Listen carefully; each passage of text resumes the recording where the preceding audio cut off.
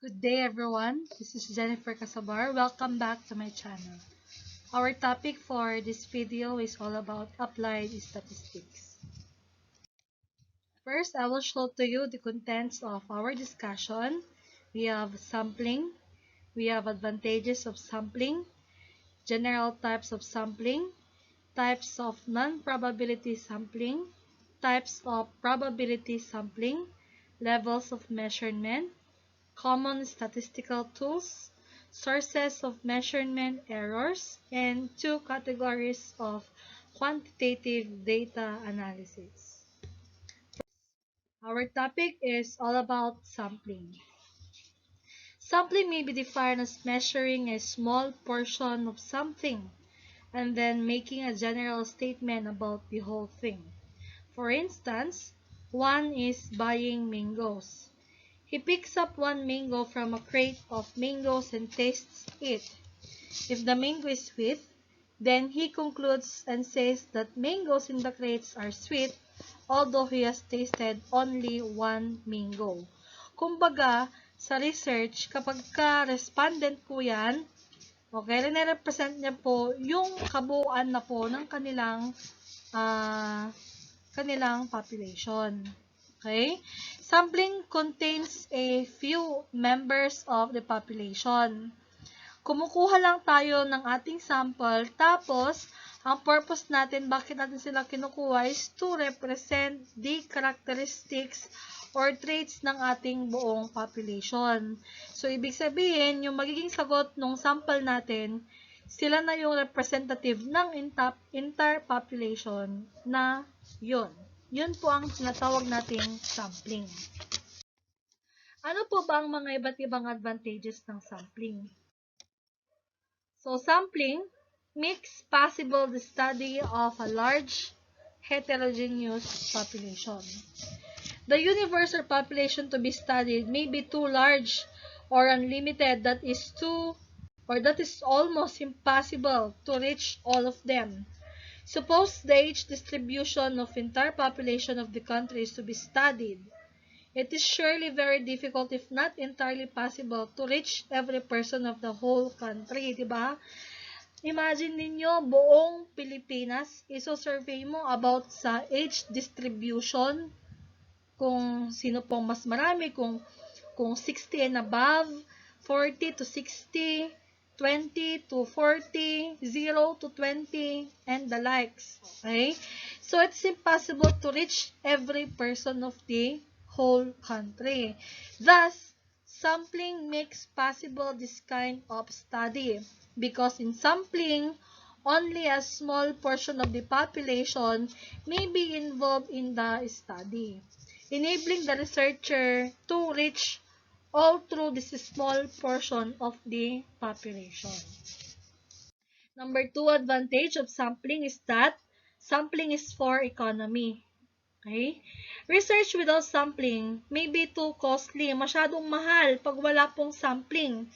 Okay, bakit? Take for instance that the study involves a whole population of town of 90,000 person. For example, one town ang i-study mo, tapos 90,000 ang kanilang population. Do you think mura pagka magpo-provide ka ng 90,000 copies of questionnaires? So, for example na lang, di ba, meron kang 5 pages ng questionnaire. Okay? 5 pages times 90,000. So, ilan yun? Okay? Ganon karami yung ipoprovide na questionnaire. But, because of sampling, of course, magiging mas mapapamura ka doon sa pagkakandak mo ng study. Kasi nga, portion na lamang ng population ang kukunin mo. Next, sampling is for speed. Mas mapapadali ka dyan. Siyempre nga, di ba, hindi na yung buong population. Sample na lang ang ikakandakan mo ng survey. Okay? Next, sampling is for accuracy. Okay? Sampling is for accuracy because if it takes too long a time to cover the whole study population, there may be inaccuracy pag sobrang tagal mo nang kinakandak yan. For example, 5 years na. So, ibig sabihin, yung response nung respondent mo within the lapse of 5 years, syempre magiging inaccurate na po yung kanyang sagot or magiging obsolete na yung kanyang sagot within the present time. Kaya nga po pagka-sampling yan, mas mapapadali mo na ngayong study mo, accurate pa yung mga datas na makukolect mo. Okay? Next, sampling save the sources of data from being all consumed. Okay? The act of gathering data may consume all the sources of information without sampling. Suppose we want to find out whether bread baked in a certain bakery is delicious. Without sampling, we have to consume all of the bread baked in that bakery before making any conclusion. Okay? In such a case, there is no more bread to apply the conclusion to. Next, let's move on to general types of sampling. We have two types of sampling, probability sampling and non-probability sampling. When you say probability sampling, the sample is a proportion of the population. And as such, sample is selected from the population by means of some systematic way in which every element of the population has a chance of being included in the sample. Examples are simple random, stratified random, cluster, and systematic intervals. So, pag sinabi kasing probability sampling, every member of the population has the chance of being selected. Ibig sabihin, kahit nasa pinakadulong barangay ka pa, meron kang chance na maging parte doon sa study as one of the respondents. So, it involves principles of randomization, random, or ibig sabihin by chance. Meron tayong ginagamit na proseso para lahat ng parte ng population ay may chance na masali. Later on, I will discuss to you what are the types of probability sampling. Number 2, we have non-probability sampling. In non-probability sampling, the sample is not proportion of the population and there is no system in selecting the sample. The selection depends upon the situation. So, ibig sabihin, not every member of the population has the equal chance of being selected. So, ibig sabihin, hindi lahat ng member ay may equal chance na mapili. Okay? Pag medyo malayo ka, merong chance na hindi ka mapili or kaya naman, pwede ding maging factor yung timing. It can also rely on the subjective judgment of the researcher. Kung sa probability sampling, umaasa tayo sa chance na mapili ang ating sample, sa non-probability sampling, mas may control yung ating researcher or ibig sabihin may mas discretion yung ating researcher kung sino ang kanyang pipiliin na magiging respondents. So, take note, probability sampling umaasa sa chance or randomization. Sa non-probability sampling, hindi lahat ng member may chance, kundi nakadepende po yan sa researcher. Okay? So, let's discuss what are the types of non-probability sampling or yung walang system kung paano piliin yung mga respondents natin. Okay, number 1, accidental sampling. In this type of sampling, there is no system of selection, but only those whom the researcher or interviewer meet by chance are included in the sample.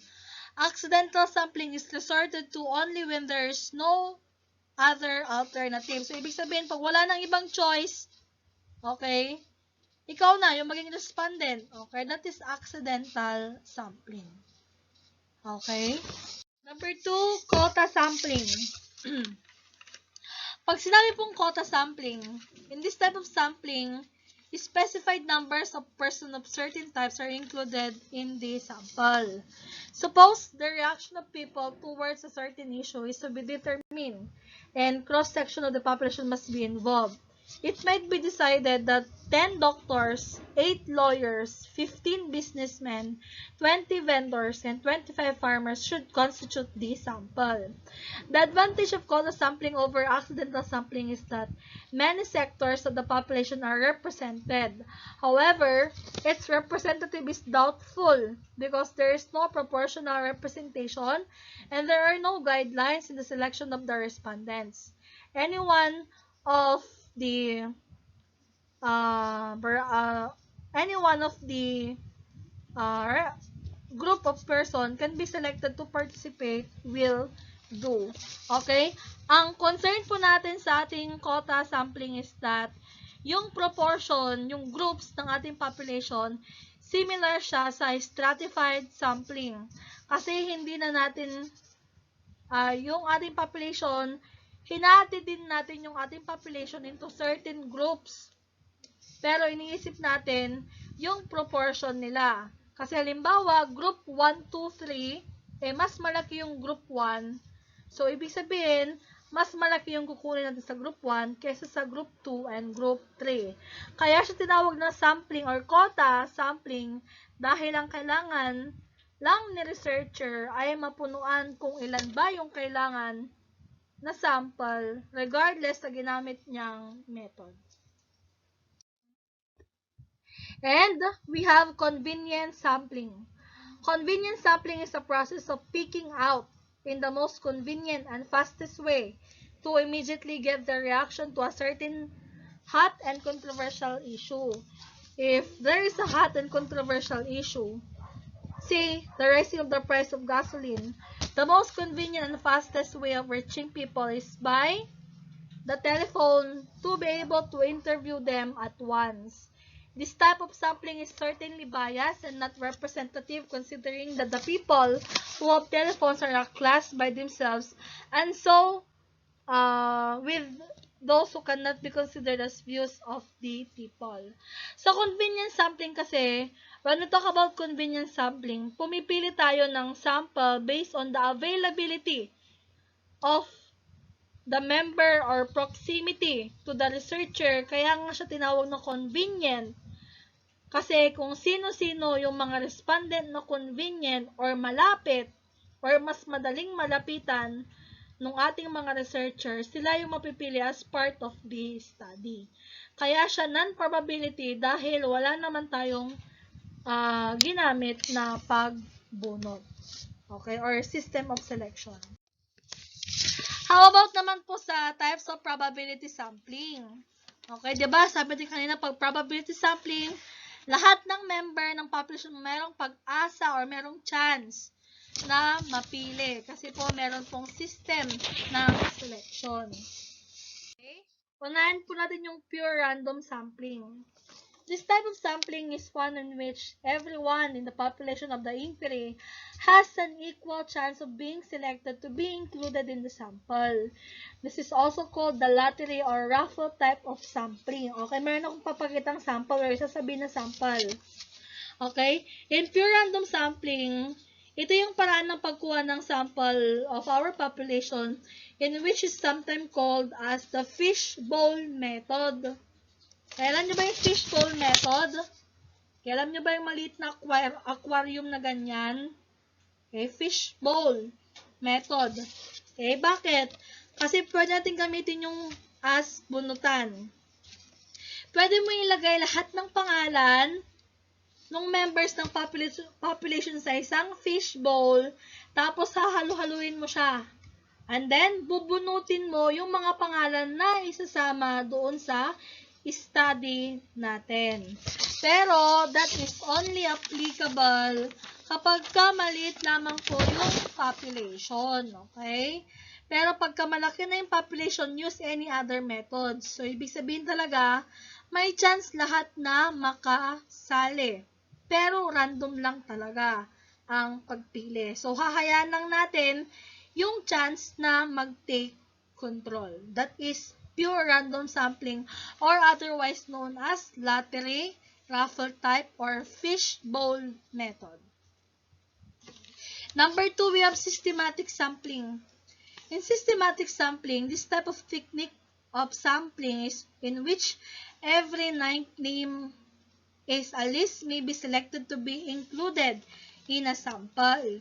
This is used when the subject or respondents in the study are arrayed or arranged in some systematic or logical manner, such as alphabetical arrangement, residential or house arrays, geographical phrase, or from north to south, and so on. Okay, meron tayong example dito. Okay?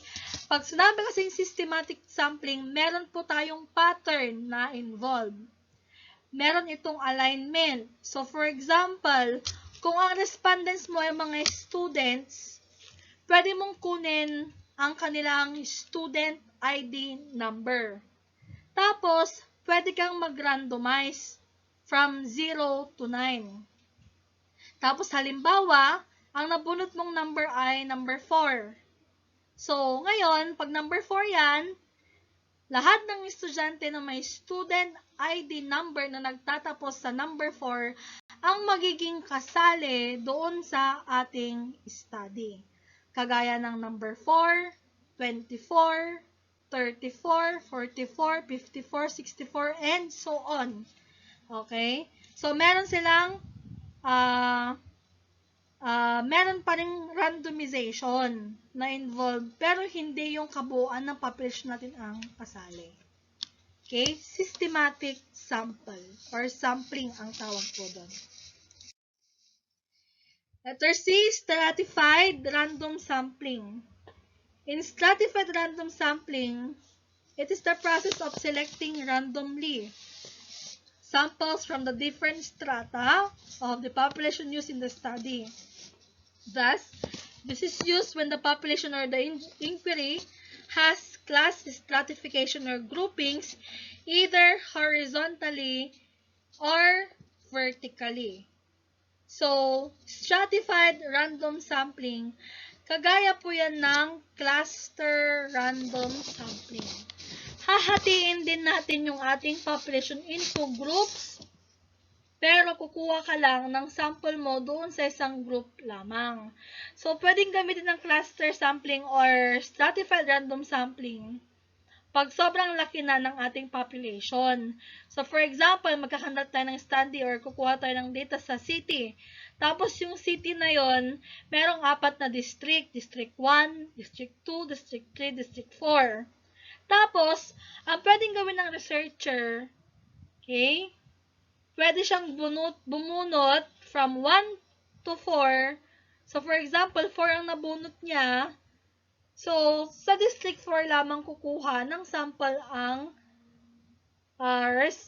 ating researcher. So, sa District 4, inire-represent niya po yung buong population. Ang advantage nito, yung researcher natin, hindi na siya magpapalit-palit or magpapalipat-lipat rather ng lugar. So, from District 1, 2, 3, 4, so, mag-focus na naman siya doon sa isang geographical location. Because when it comes to sampling, malaking consideration yung time and effort ng ating researcher and also yung cost. Okay, yung gagastusin. Purposive sampling is determining the target population, those to be involved in the study. The respondents are chosen on the basis of their knowledge of the inquiry desired. From the word purposive sampling or purpose, ang sample natin ay chosen based on the goal of the study. Mas may control dito yung researcher, so pwedeng mapili yung ating respondent based on the knowledge or expertise sa study na ginagawa or kaya we satisfy the traits or characteristics set by the researcher. So, pag gumagawa na ng study in the field of criminology, of course, pipiliin natin yung mga respondent na may knowledge in the field kagaya ng police, criminology instructor, and the like. So, again, based po tayo sa goals ng study pag sinabing purposive sampling. Next, levels of measurement. Levels of measurement compose of process that employs rules to assign numbers to phenomenon. Meron po tayong 4 levels of measurement. We have nominal, we have ordinal, we have interval, and ratio. Pag sinabing nominal, observation are categorized or sorted based on defined properties such as category is distinct, mutually exclusive, and exhaustive. So, example po natin is gender, either failure male, religious affiliation, kung ikaw ba ay born again Christian, INC, Catholic, and the likes. College major, hair color, birthplace, nationality or tribes, and the likes. Pero pag sinabing ordinal, scores or observation are ranked in order without distance between individuals. Kagaya na lang po ng age group when ranked. Kagaya po ng socioeconomic status and level of conflict. Pag interval, with equal intervals between numbers where there is no absolute absence of the attribute because 0 is assigned and represents an arbitrary point, kagaya po ng temperature or IQ score. Pag sa ratio naman po, we're pertaining to contrast to interval where there exists an absence of the attribute or rational 0. Example is age, height, weight, and time. Okay? So, what are the common statistical tools? Pag sample size po, ang ginagamit pong tools dyan ay Sloven tests or Parten's formula. Pag reliability test naman yan, we are using split half method, Spearman-Brown or Spearman-Rowe prophecy, Cronbach is coefficient alpha. And for test of validity of the questionnaire, standardized tool ang gamit po dyan, passed through the panel of experts used in the other studies. Ano ba yung mga sources of measurement errors? Okay, meron po mga environmental factors, meron din po yung mga researcher factors, mga mistakes mismo ng researcher, meron din naman po yung instrumentation factors, meron po mga mali doon sa mga part ng questionnaire, and even the subject factors.